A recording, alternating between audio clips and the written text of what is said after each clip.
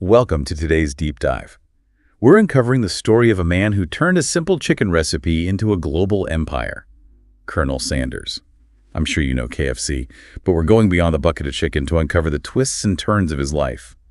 We've got some excerpts about Colonel Sanders' life here, and our mission is to uncover what made this man, who found his biggest success at 65, such an icon. What really fascinates me about Colonel Sanders is that his story isn't just about building a business, it's really about resilience and adapting, especially when things get tough. Definitely.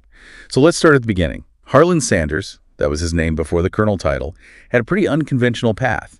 He never even finished school and bounced between tons of jobs before finding his calling. Not your typical future fast food mogul, right? It's definitely unusual, but it really makes you think. Did those early experiences, like having to cook for his siblings after his dad passed away, shape his work ethic and resourcefulness? It's like those years set the stage for everything he'd overcome later. I see what you mean. He was a farmhand, a streetcar conductor, even a steamboat operator. The list goes on and on. It seems like he was constantly searching for his place in the world. And that's the interesting part. All those different jobs probably played a bigger role in his success than we realize. He was always adapting to new roles and learning new skills. That must have built resilience and honed his communication essential skills for any entrepreneur, especially one who'd later have to convince skeptical restaurant owners to buy into his franchise idea. It makes you think about how life prepares us in unexpected ways, right? But now let's fast forward to the 1930s. The Great Depression is in full swing. And in the middle of it all, Colonel Sanders decides to open a service station restaurant in Corbin, Kentucky. Bold move, wouldn't you say? Very bold, and maybe a bit lucky. People were desperate for affordable, comforting food during those times, and his home-style Southern cooking just hit the spot. This was the start of Sanders Court and Cafe, where his famous fried chicken was born. Amazing to think that this little service station restaurant became the foundation for a global brand, and his fried chicken. So good that it earned him the honorary title of Kentucky Colonel in 1936. Talk about an endorsement. Even though it was honorary, that kind of recognition, especially in such hard times, must have been a huge confidence boost. It's almost like the state of Kentucky itself was recognizing his cooking and dedication. Who knows?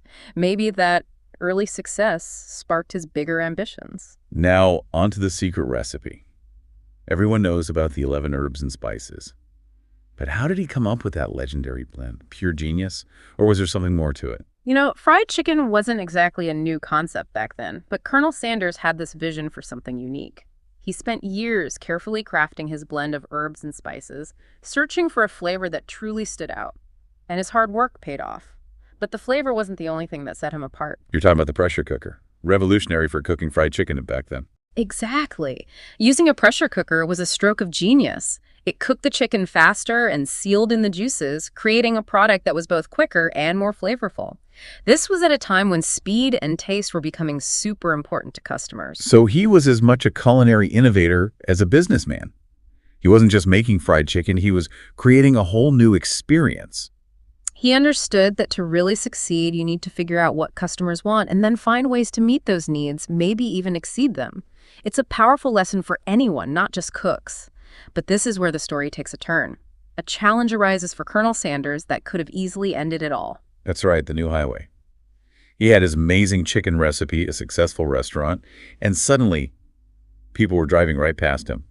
That must have been so discouraging, especially at 65 years old, an age when many would be thinking about retirement. Absolutely. A devastating blow to lose his business like that, especially at that age, having to sell at a loss, left with little more than his Social Security checks. But this is where his resilience shines through. He refused to give up. So what did he do? He took his recipe on the road, went from restaurant to restaurant, cooking batch after batch of chicken, hoping to convince owners to give him a shot. Talk about dedication. Imagine that, driving around, cooking for skeptical owners, all for a nickel a chicken, starting from scratch. What a story of perseverance and belief in his product.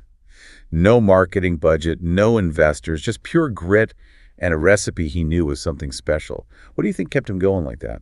It's like that setback lit a fire under him. He could have just retired, but instead he chose to fight for his vision. He knew he had something unique, something people would love. He was determined to share it no matter what. He wouldn't let age or circumstance stop him. That's inspiring. It's never too late to chase your dreams. And this is where he meets Pete Harmon in Salt Lake City. Harmon becomes his first franchisee, a partnership that would change the world of fast food. Finding the right partners is so important. Harmon not only saw the potential in Colonel Sanders' recipe, but also brought his own marketing skills. He's the one who came up with Finger Licking Good, which definitely helped KFC become so popular. And that was just the beginning. In a few years, they went from one restaurant to over 600 franchises.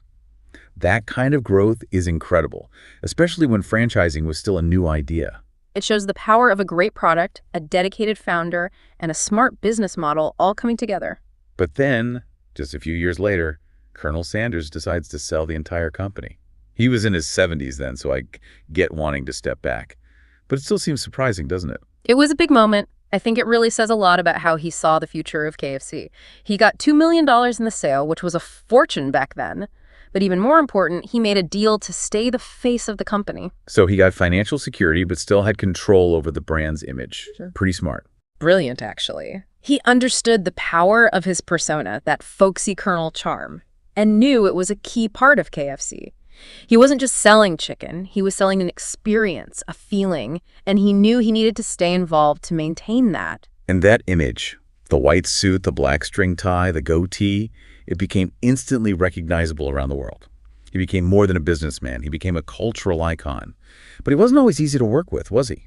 I've heard stories about him being incredibly protective of his recipe, even criticizing franchisees who changed things up. Oh, he was a perfectionist, absolutely. He was totally dedicated to quality and consistency. He wanted every bucket of chicken to meet his standards, the standards that made him successful.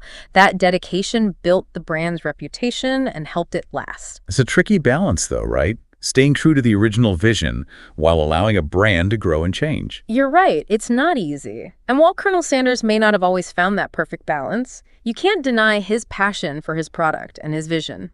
So Colonel Sanders passed away in 1980, but his legacy is still going strong. Yeah. KFC is a global giant now, thousands of restaurants in over 150 countries. It's remarkable, isn't it? One man, a unique recipe, and an unshakable belief in himself. He built an empire that's still thriving decades later. It's truly inspiring for anyone with a dream. Age is just a number, and overcoming challenges can lead to amazing success. You know, I'm finding this deep dive into Colonel Sanders' life to be full of surprises. It's way more than just fried chicken. It's about perseverance, innovation, and the power of believing in your vision. It really is. It speaks to everyone, I think. It reminds us that success can show up in the most unexpected ways, often after facing things that would make most people give up.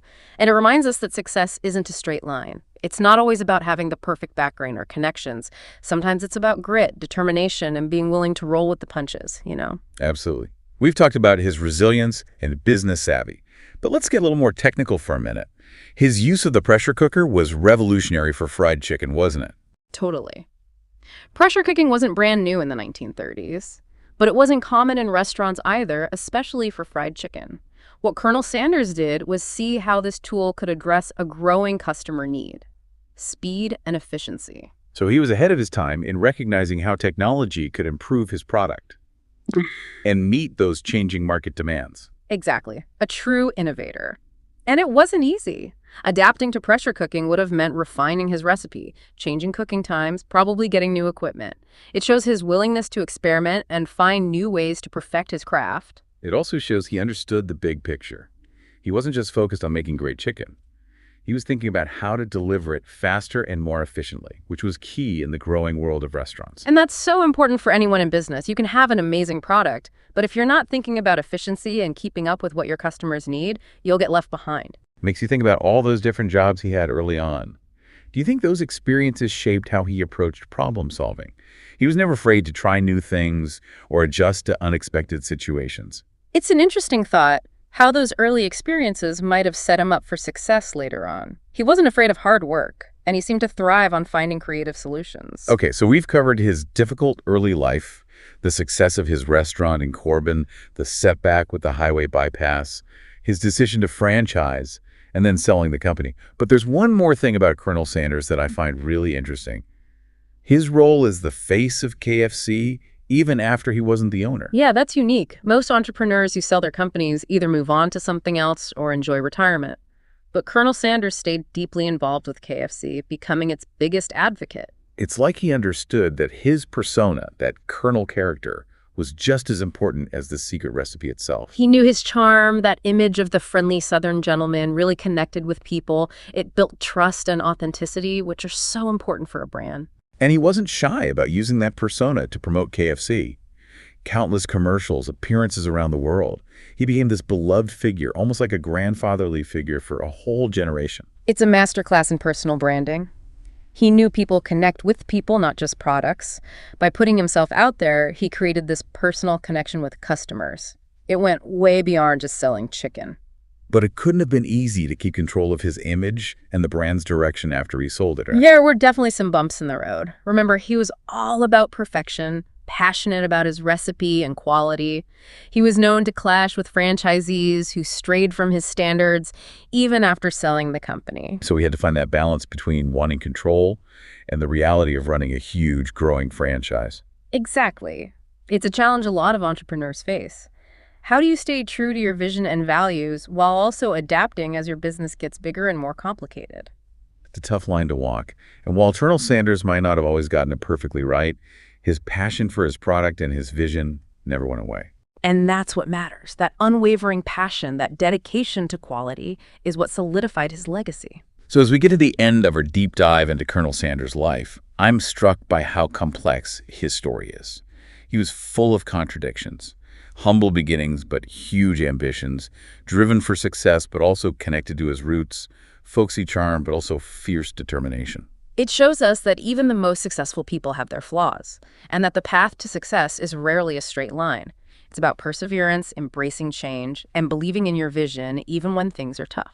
And what stands out to you as the most important takeaway from Colonel Sanders' story? What can we learn from this man who turned a simple chicken recipe into a global phenomenon? For me, it's the reminder that we all face setbacks.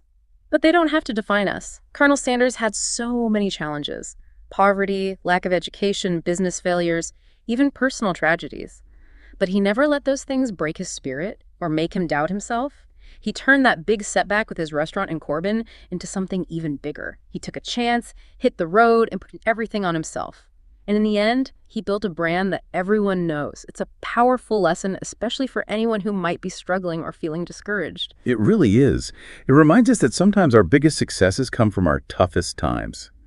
He could have easily called it quits when he lost that restaurant, but instead he saw it as a chance to start fresh. He adapted, he kept going, and in the end, he won. And we can't forget about self-belief. Colonel Sanders had this unshakable belief in his product, in his recipe, in his ability to make it. Even when others doubted him, he never lost sight of his goal. He knew he had something special, and he wasn't afraid to put it out there for the world to see. That kind of confidence is contagious. It makes other people believe in you too, and that's huge. When I think about his story, it's amazing how he went from such humble beginnings to incredible success. He went through poverty and wealth, worked all kinds of jobs, faced so many setbacks, and then achieved global recognition. It shows us that success doesn't follow a straight line. It's not always about having the perfect background, knowing the right people, or even having a perfect plan. Sometimes it's about having the guts to keep going, the determination to overcome challenges, and being open to whatever life throws your way. Colonel Sanders' story is definitely full of twists and turns. It reminds us that sometimes those less traditional paths can lead to amazing places. His journey teaches us that we might not always know where life is taking us.